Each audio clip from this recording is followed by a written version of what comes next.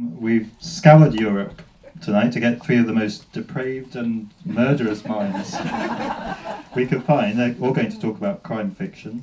Stuart made his name with his debut in 2009, and since then he's written a series about the Belfast cop D.I. Jack Lennon, and he's received really astonishingly high praise for his most recent book, which is called Ratlines. He's been writing crime fiction since 1998, and most of his thrillers have featured a squad of very brilliant but slightly odd detectives, known as the A-Team or the Intercrime Group, depending on the translation. The first book is now available in paperback here under the title The Blinded Man. And it's described by the critic Christopher Bray as being as beautiful as it is baffling. He's published 3 suspense novels since 2007, the most recent of which is available in English now under the title The Healer. It's set in the near future in a Helsinki ravaged by climate change, where there's anarchy on the streets. And amid the chaos, a poet must find his missing wife, who is a journalist on the trail of a serial killer known as the Healer.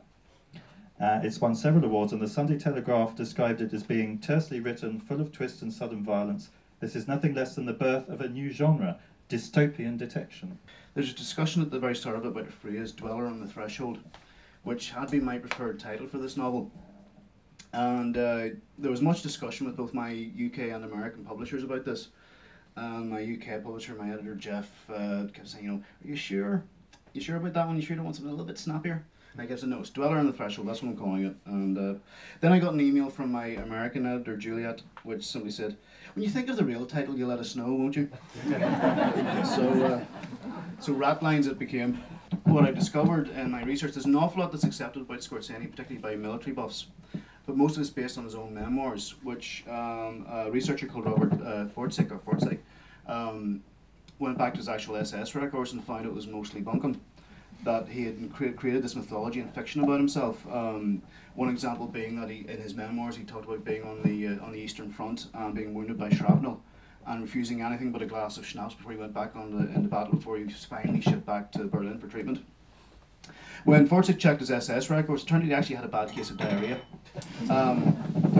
But that's exactly the kind of thing Scorsese kind of created around himself. But when I found that out, it fed into the character and helped make him that bit more human.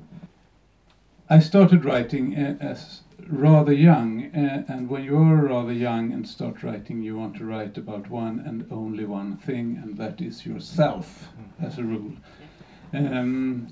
When you get a little older and maybe have children, you start to become a little bit more interested in the world around you and the society in which your kids are going to grow up. And that's so my whole idea about art or aesthetics or texts changed somewhere radically enough to also implicate that I was going to be born again under a new name. So that's why I started as Arne Dahl after 8 years as Jan Arnold. And the perfect form for me, as perhaps as a Swede, to talk about contemporary society was crime fiction. Actually, in Sweden, Bad Blood was originally published before the first book, The Blinded Man, even though The Blinded Man is the first. And there was a new writer, unknown, and the first the new unknown writer does is killing a literary critic rather bloodily. That's a bad career choice. You were working in advertising when you were first published. You're an award-winning copywriter. I mean, as we all know, I think it's a well-known fact that all copywriters spend their days writing novels when they should be working. But, no, that's not entirely true. They talk about writing novels. That's very different from writing them. So how come you're the one that actually did it? I don't know. I always wanted to be a writer. I decided that I would become a writer when I was about... Actually, that's not entirely true either. I knew that I was going to be a writer when I was 18. I became a full-time writer when I was 40. So it took me 22 years. But advertising was an interesting kind of a was not a straight road to becoming a published author. Advertising was part of it, but I was a writer before that, in my own mind, of course. Yeah. And your book, The Healer, it's making some serious points about climate change, but I mean, we're used to very earnest, hand-wringing documentaries like Al Gore's one, An Inconvenient Truth. And did you feel that writing a crime novel was a way to sort of convey the message to people who wouldn't necessarily watch an Al Gore documentary? I wouldn't know about Al Gore documentaries so much.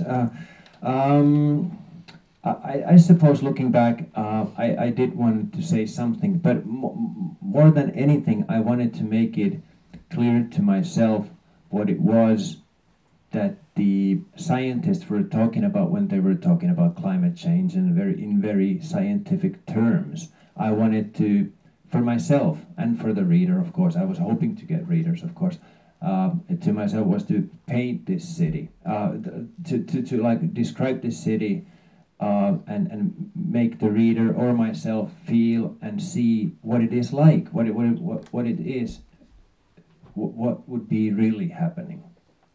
Okay, and it's well, terrifying when you read it, as I recommend you all to do. Thank you. Stuart, we'll just have a quick look at your early life. I mean, I've got a list here of previous jobs you've held: musician, composer, teacher, salesman, film extra, baker. This one, hand double for a well-known Irish comedian. Which I didn't. That's correct. That was a major point in my career. And you've said you spent your teens and 20s thinking you were going to make it as a rock star. So how did you get from music to writing crime? Well, writing actually came first. My mother worked for the local library headquarters, and they kept all the stock for the library board. So I'd send her off with a list almost every morning of books. I wanted, so although we didn't have much money, there were always books through the house, thanks to this. So I from a very young age, maybe 7 or 8 years old, I wanted to write, and I had fantasies about being a novelist, most of which are proved to be entirely unrealistic, but there you go.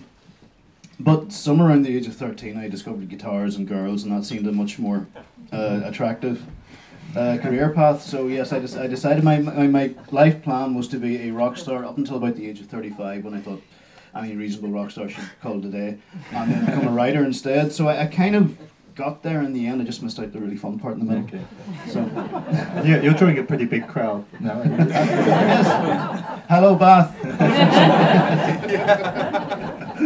It's interesting. Your book was published in Sweden in 1998, I think, but it's about businessmen, bankers getting killed, and sort of more popular now even than it would have been then. Well, it's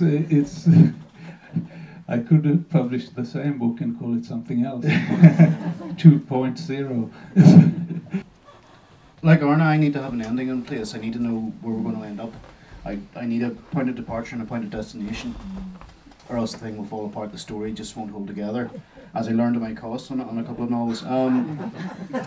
But between the start and the finish, everything's fair game. The example I always give is my third book, Stolen Souls. The premise of the book is a young Ukrainian girl is smuggled to Belfast to work as a forced prostitute, but she escapes by killing one of her captors, and she did so having been given a phone number by one of her clients who said, if you ever escape, call this number.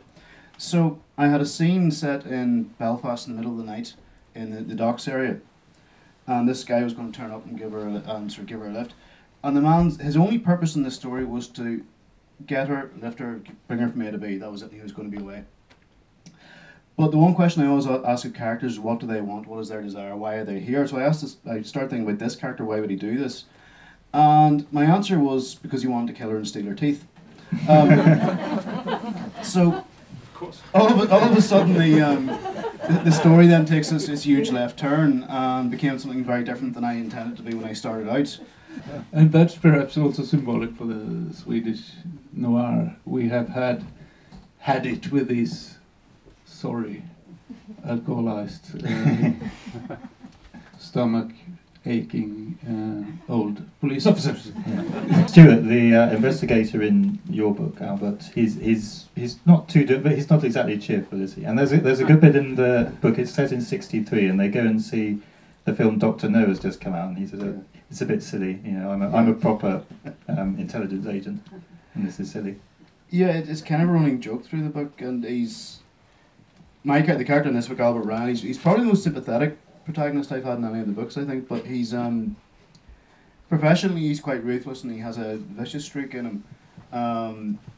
But when he encounters the book's love interest, a lady called Celia Hume, he turns into a sort of blubbering 12-year-old boy, and he's almost like anti-Bond.